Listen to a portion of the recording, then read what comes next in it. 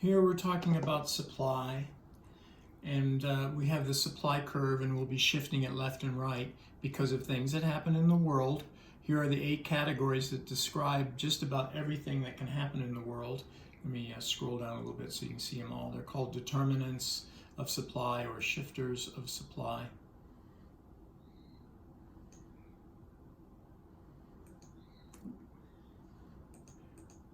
There we go.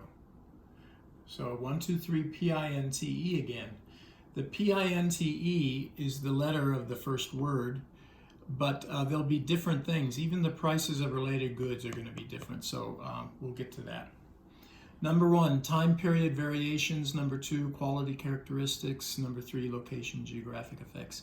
These might affect demand and supply at the same time, or they might not.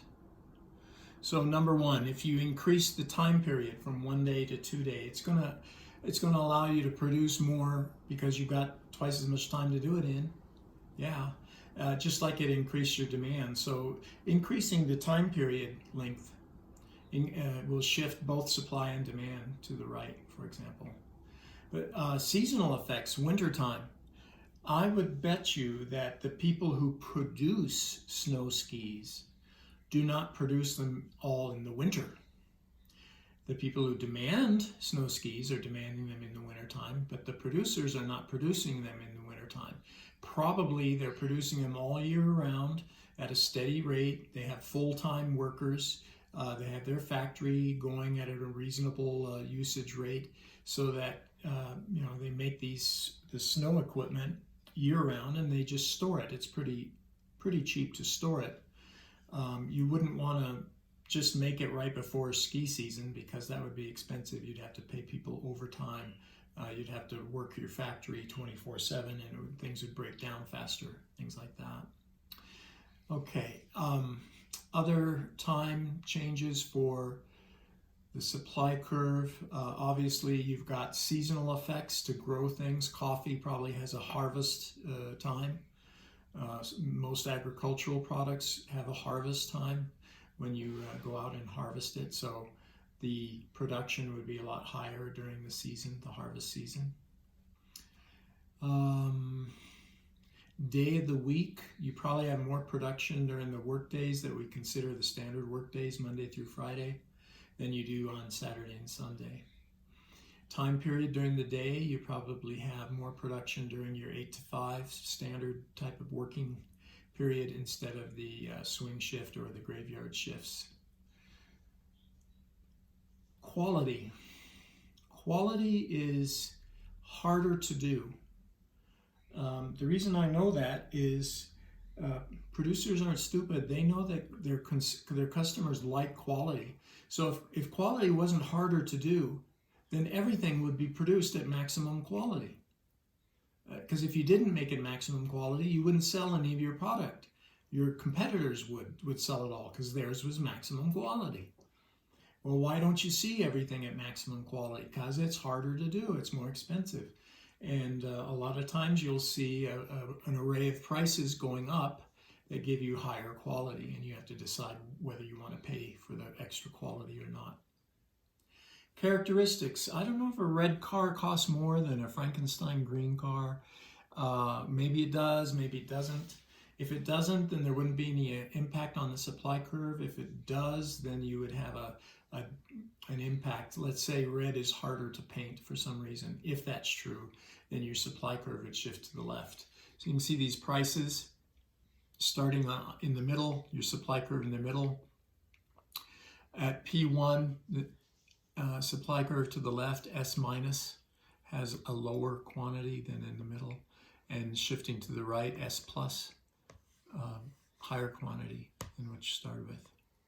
So again, shifting right means an increase in supply, just like that meant an increase in demand.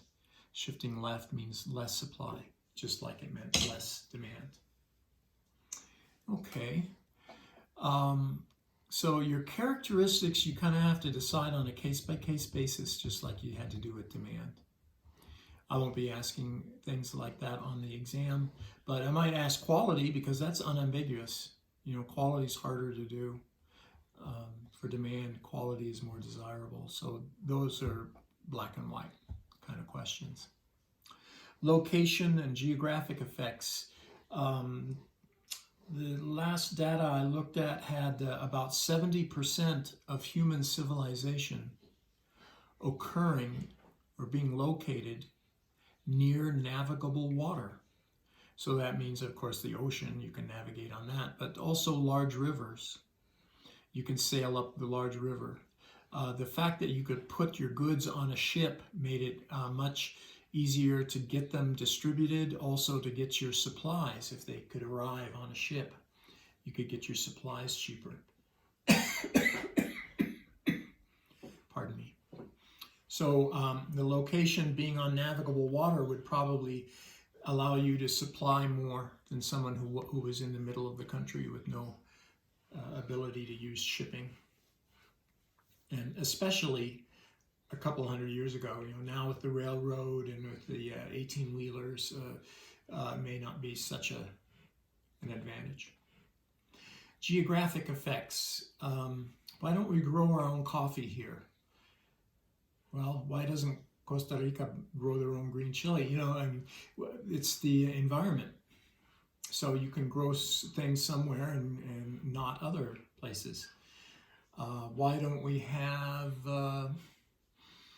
corporate headquarters more in Albuquerque? Well, there's things that we don't have that they are looking for. Better schools, better education of the workforce, perhaps, in general. Also crime levels. So your location can be affected by that in terms of where you want to locate your factories. All right, so geographic effects and location, hard to discover offhand. I mean, there's no black and white. You have to look into the situation and see what the impact would be if there is one. P, prices of related goods. They're called complements and substitutes. I wish economists hadn't done that, but they did it. It's too late to change it now. It's like 150 years ago. Complements on the supply side mean that the two things are byproducts. So if you're cutting up lumber, you'd get a lot of wood chips and sawdust, wouldn't you? Well, you don't throw that stuff away. You make particle board out of the sawdust. You make wafer board from the wood chips or even plywood. So if the price of lumber increased and you end up supplying more because of the law of supply, then you'd get more sawdust, wouldn't you? And you get more wood chips. So the supply of particle board and wafer board would increase too, even though the price of it hadn't changed.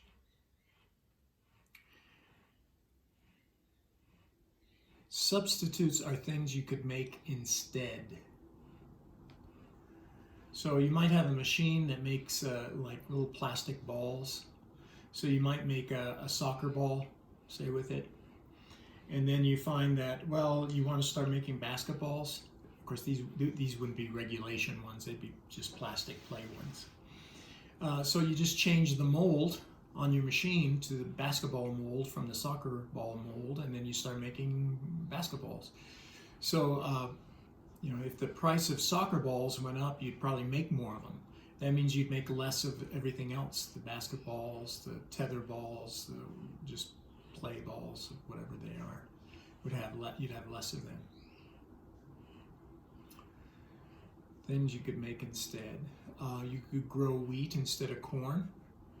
If the price of corn went up, you'd probably end up planting more corn and you'd have less supply of wheat just because you'd use your land for corn.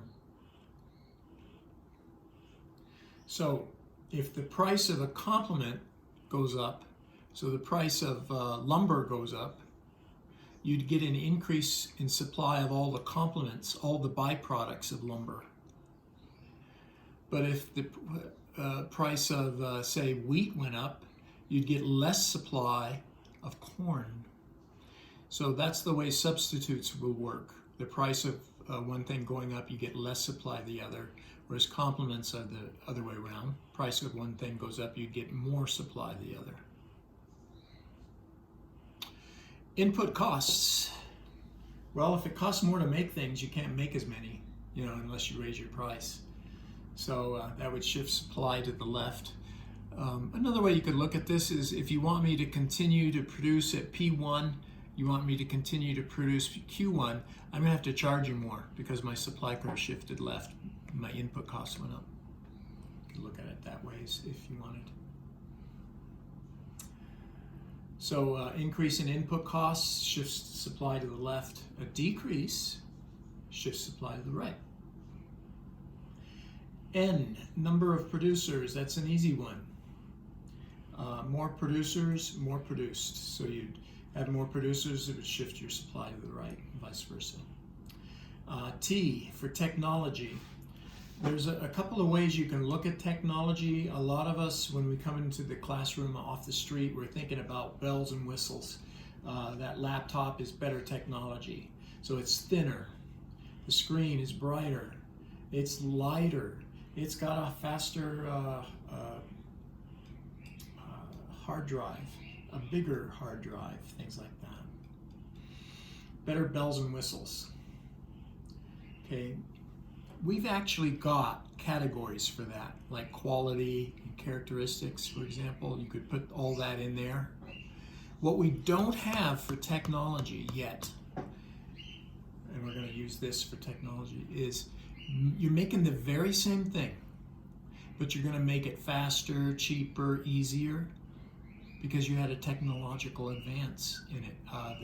The favorite historical example is the assembly line and Henry Ford. It used to be a job shop design where you had the Ford was produced maybe in a big building or a couple of big buildings, and you moved it around to various spots in the building when you were doing different things. And then someone had the bright idea, I don't know that it was Henry Ford, but he might have heard it and stolen the idea, that you just line everything up along a conveyor belt and do it that way. And when you do it that way, it really drops your costs. It's easier and cheaper. So that kind of advance in technology. If you have an advance, you're going to have supply shifted to the right. We don't usually shift it to the left because no one's going to use a technology that isn't the best, unless they have to. You have some subsistence kinds of economies where people are still creating things by hand, and that's what they have to do because that's all they have available to them. Lastly, expectations of producers.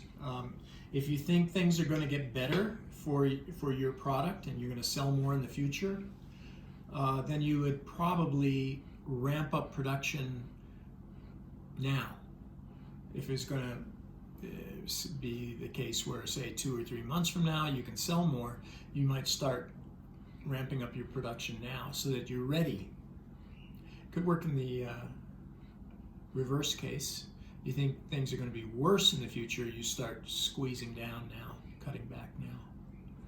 So if you expect better things, you would have your supply curve starting to shift to the right, maybe almost immediately, and vice versa if you expect worse things to happen. Okay, so out of all that, I'm going to remove this split here.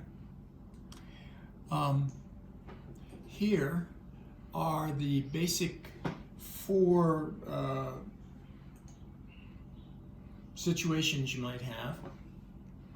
Here's demand shifting to the right, and here's demand shifting to the left. Here's supply shifting to the right, and here's supply shifting to the left. Okay. Now, something's going to happen that we need to talk about. It's called equilibrium. So I'm going to come down here, and I think we can blow this up a little bit.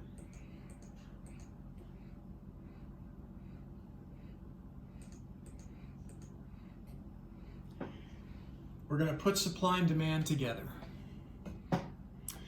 So here they are, demand, supply.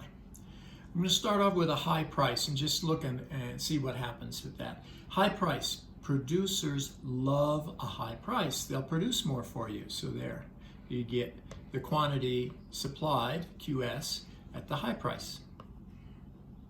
But consumers don't like high price. They'll consume less. So at that high price, you'll have quantity demanded at the high price being less. So it's quite a big difference there. The difference is the same that I have this really black line here. You could subtract the quantity, this one from that one, and see how much too much you were making. We call it a surplus in economics. Now, when producers are making too much and they realize they can't sell it all, they stop making so much. They're not stupid. So they cut back their production, and as they cut back their production, they might find that they don't have to charge as much. If you've got competition in an industry, you'll find that if producers are always trying to steal customers from each other. And the way they do that, one of the most important ways is they cut the price and get customers that way. So the price starts to get pushed down. Now, as the price is pushed down, consumers buy more. So as the producers are producing less and consumers are consuming more, you get to this point here at the intersection where consumption and production is exactly the same. They're equal. So we call that equilibrium. So that would be your equilibrium price and your equilibrium quantity. Why do you end up right there? Well, let's see. What if you had a low price? What would happen? It would push you back up. Consumers love it. Suppliers don't. There's not enough being made. We call that a shortage. As these producers realize that they could have sold more and charged more for it, they will. And so they start producing more. The price starts going up. It cuts back on the demand from the consumers until finally they get to the point where the shortage is all gone. They're at the intersection. So if you get above the intersection, you get pushed back down due to this surplus effect. And if you get below, you get pushed back up because of the shortage effect. So that's called equilibrium, and that's where markets tend to stay. You might get these little shifts in the demand and the supply where you're wiggling them around, and the market will respond to that and change its price. But that's what we call the market system, and it gets you the amount of stuff you want for the lowest price typically that you can expect to get it. So here, if we go back to these four types of shifts that we might have. Oops, didn't want to do that. Sorry.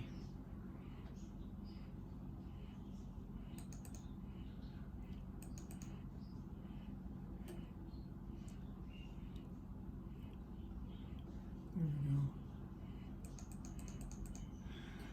we go. When demand shifts to the right, you will have had this equilibrium here. Okay, so when demand shifts to the right, that price will be too low. It'll cause a shortage, and the price will get pushed up to the new intersection. So that takes some time for that to happen. It could take seconds or minutes, or it could take months, depending on what it is. Stock exchanges, commodities exchanges, they publish the price of what things are selling at, and when the price changes a little bit, everybody knows really quickly. The new equilibrium happens really quickly. But the slowest thing might be real estate. When the real estate bubble burst in 2007, the market didn't realize that there was a burst bubble. And it took a while. It took a few months for it to play out, and a few months more on top of that for people to realize it.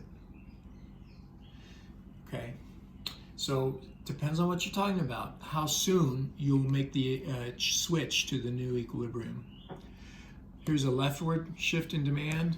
The equilibrium's down and to the left, so your price would drop, your quantity would drop. Here your price would rise and your quantity would rise. Supply shifting to the right, your new equilibrium has a lower price but a greater quantity.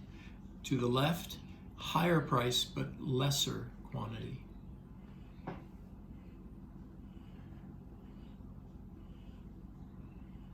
And then I've got a problem for you to look at just to give you a little practice. Whopper, meaning the hamburger Whopper, malted milk ball Whoppers are just fine too if you're on the malted milk ball Whopper committee. But we're going to look at the Whoppers for hamburgers. So this is, what is it, Burger King? The price of Big Mac goes down. What would happen to the equilibrium price and quantity in the Whopper market? First of all, don't worry about why the price of the Big Mac goes down. There are 100 different reasons, and they will all affect your analysis. Okay, we can't go there yet. You'll want to go there eventually, but not yet. Just take it as a given. For some reason, Big Macs are cheaper. Well, people are going to gravitate towards the Big Mac from the Whopper. They're both hamburgers. So that would shift to the left. In other words, there's substitutes. There's substitutes on the demand side. So what I would do is try to figure out where in all of the shifters the effect appears. So what's the relationship between Big Macs and Whoppers? They are food. They are hamburgers. So you would either consume one or the other. That means there's substitutes on the demand side. If you go back to your PINTE, the P on the demand side, when a substitute drops its price, all the other substitutes sell less. So you're going to have less Whoppers sold, less Whataburgers, less Taco Bell stuff. You know, all the substitutes will see a shift to the left in demand.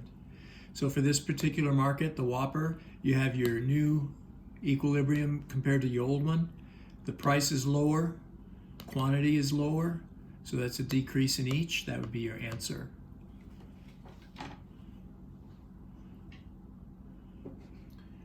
Next problem I have for you with the Whoppers again.